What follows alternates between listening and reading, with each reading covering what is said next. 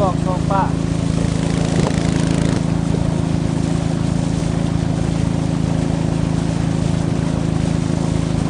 มีน้ำอู่เนาะเป็นน้ำข้างข้างคลองแม่น้ำคลองนี่ยาวไล่เที่ยวน้ำธรรมชาติเป็นท่าแดงเป็นท่าสนั่งรถที่นักท่องเที่ยวมาเที่ยว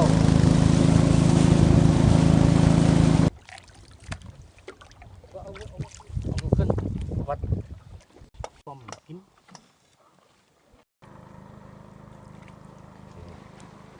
อยู่โรงพยาบาล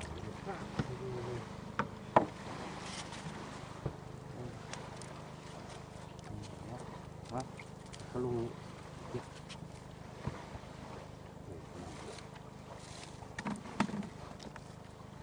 อันนี้บัตรกูมองเนาะ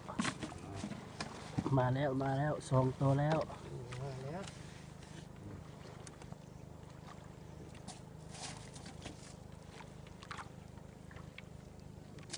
อยู่ว่างอยู่บอก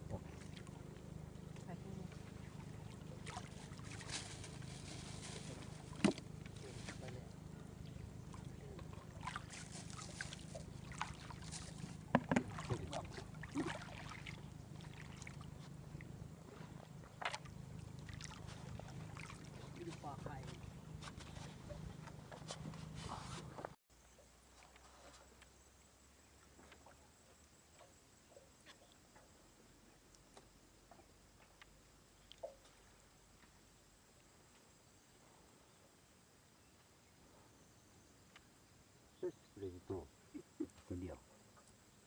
กินกับหลอดปาด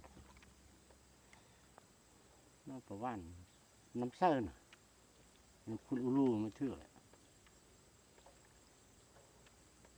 บางทีมันน้ำคุณแล้วกำเลือกได้